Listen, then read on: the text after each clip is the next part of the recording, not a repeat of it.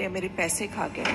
1.5 करोड़ का जो bank transverse है वो उसके राखी के अकाउंट से आदिल के अकाउंट में गया है। आप जो 1.5 करोड़ मैंने आपको दिए हैं वो आप कब दे रहे हैं? जी 4 मंथ्स विदिन 4 मंथ्स। वो जो करती है ना, जो मस्तियाँ करती है या जो भी बोलती है वो स्पॉन्टेनियस होता है। मैंने कभी राखी को स्क्रिप्ट लिखते हुए या किसी से पूछा नहीं। मैंने देखा नहीं कि वो पीआर से कंसल्ट करी, ऐसा कुछ भी नहीं। मैंने देखा नहीं कि वो पीआर से कंसल्ट करी, ऐसा कुछ भी नहीं। ये शेराया वाला जो था ना, लोग उस वक्त भी समझते थे जब राखी ने एफआईआर की थी आदिल दुरानी पे। तब भी मुझे लोग बोलते थे कि किसका साथ दे रही हो, ये तो बहुत झूठ बोलती है। बीइंग अ लॉयर ना, मैं ऐसे ही किसी का केस नहीं ले सकती, चाहे वो कितना भी बड़ा सेलिब्रिटी हो या कोई भी बड़ा पॉलिटिशियन हो। मैं खुद बीइंग अ लॉयर, मुझे कोर्ट में जवाब देना पड़ता है। हम लोग कोर्ट में आंसरेबल है। हम कोर्ट में क्या लेके जा रहे हैं, एविडेंस क्या है। अगर हम किसी पे फेक केस कराते तो पहला सवाल मुझ पे उठेगा बीइंग अ लॉयर कि आपने अपने क्लाइंट को गलत एडवाइस दी। राखी के केस में बहुत सारे एविडेंसेस थे। नंबर 1, उसने चीटिंग की थी। राखी चिल्ला रही है कि मेरा 1.5 करोड़, मेरे 3 करोड़ खा गए, मेरे पैसे खा गए। 1.5 करोड़ का जो बैंक ट्रांसफर्स है, रिवर्स बैक भी नहीं हुआ है कि आदिल कह सकता है कि मैंने 1.5 करोड़ लिया और मैंने उसको लौटा दिए। वो केस भी मैंने राखी को कहा था कि ऐसे पैसे मत देना, जिस दिन पैसे लेगा उस दिन भाग जाएगा। वो कह रही थी नहीं, मैं चाहती हूँ कि मैं अब कब तक ही एंटरटेनमेंट करूँगी, मेरी आगे की ज़िंदगी भी मुझे सिक्योर करनी है। तो ये गाड़ियों का बिजनेस शुरू कर रहा है, मुझे पार्टनर बना रहा है और मेरा अब मैं इससे शादी भी करी हूँ तो घर में ही पैसा रहेगा। इस सोच से उसने पैसे दिए थे। अच्छा, मतलब राखी आपसे पहले एडवाइस ले रही थी? मैं शादी के पहले भी ले रही थी। जब पैसे दिए तो पैसे देने के बाद खैर मुझे बताया कि मैंने पैसे दिए। मैंने बोला क्यों दिए पैसे?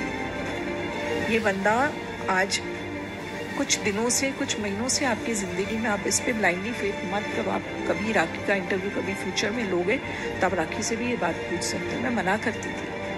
मुझे ना पता नहीं इतना एक्सपीरियंस हो गया है बीइंग अ क्रिमिनल लॉयर, लोगों की साइकोलॉजी का, मेंटालिटी का एक इतना एक्सपीरियंस हो गया। उसको देखते मैं समझ जाती थी और मैं राखी को बोलती थी। बहुत लोग हैं ऐसे नहीं कि राखी को, मैं बहुत मेरे क्लाइंट्स को बोलती हूँ ये मत करो, ये मत करो, ये मत करो, आपके लिए डैमेजिंग है। वो जो करती है ना, जो मस्तियाँ करती है या जो भी बोलती है वो स्पॉन्टेनियस होता है। मैंने कभी राखी को स्क्रिप्ट लिखते हुए या किसी से पूछा नहीं। मैंने देखा नहीं कि वो पीआर से कंसल्ट करी, ऐसा कुछ भी नहीं है। और चलते फिरते आप अभी भी अगर उसको मिल लोगे, वो कुछ ऐसा बोल देगी, कंट्रोवर्सी हो जाएगी या वो इतना हाइप हो जाएगा, इतना ही उसके, अब वो गिर गई बेहोश होके, मेरी उम्र भी मेरी दोस्त को लग जाए। उसके कितने मीम्स बने।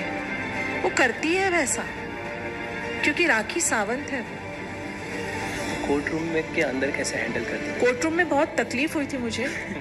कोर्ट रूम में भी वो भावुक हो जाती थी, ऐसे ये करती थी। मैंने रुको, शांत रहो, बैठो, एक कॉर्नर में बैठ जाओ, मैं देखती हूँ। नहीं, मेरे साथ ये हो गया, मेरे साथ इनजस्टिस हो गई। वो भावुक तो थी, उसको धोखा मिला था। देखो, एंड ऑफ द डे, चाहे राखी सावंत हो या कोई भी सेलिब्रिटी हो या कोई भी हो, चाहे राखी सावंत हो या कोई भी सेलिब्रिटी हो या कोई भी हो, इंसान होता है।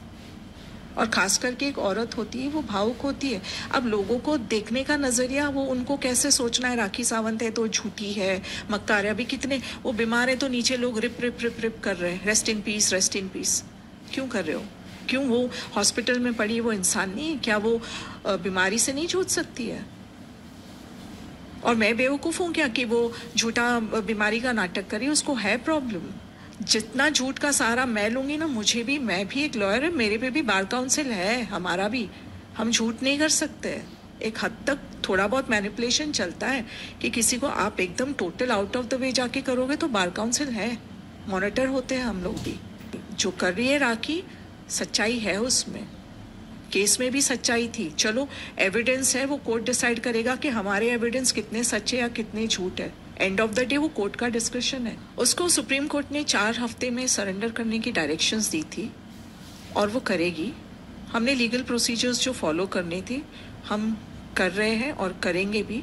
उसकी सर्जरी हो जाएगी, लेकिन हम कोर्ट के सामने जाएंगे, जो भी एप्लीकेशंस करने हैं वो सारे करेंगे, क्योंकि सुप्रीम कोर्ट के डायरेक्शंस को कोई भी वायलेट नहीं कर सकता।